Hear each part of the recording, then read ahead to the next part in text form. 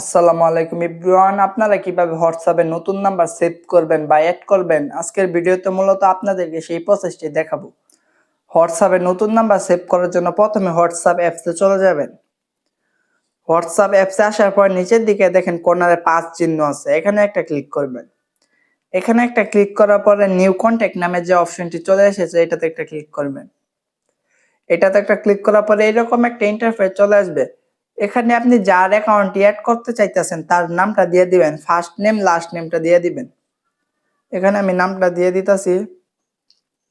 নামটা দেওয়ার পরে এখানে আপনি ফোন নাম্বারটা দিয়ে দিবেন। তার ফোন নাম্বারটা দেওয়ার পরে নিচের দিকে দেখেন সেভ নামে একটি অপশন আছে, এখানে একটা ক্লিক করবেন। এখানে একটা ক্লিক করার পরে এখানের কাম শেষ, আপনি এখান থেকে একটু ব্যাগে চলে যাবেন।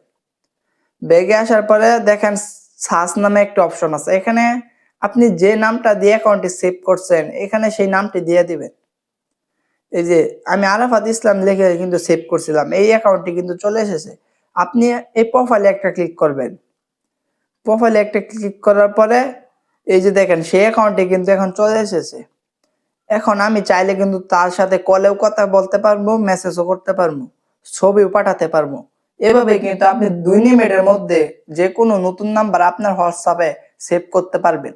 যদি ভিডিওটি ভালো লাগে অবশ্যই চ্যানেলটি সাবস্ক্রাইব করে দিবেন, পাশে থাকা বেল আইকনটি অন করে দিবেন। দেখা হচ্ছে আরো নতুন ইন্টারেস্টিং ভিডিও নিয়ে। ভালো থাকবেন, সুস্থ থাকবেন, আল্লাহ হাফেজ।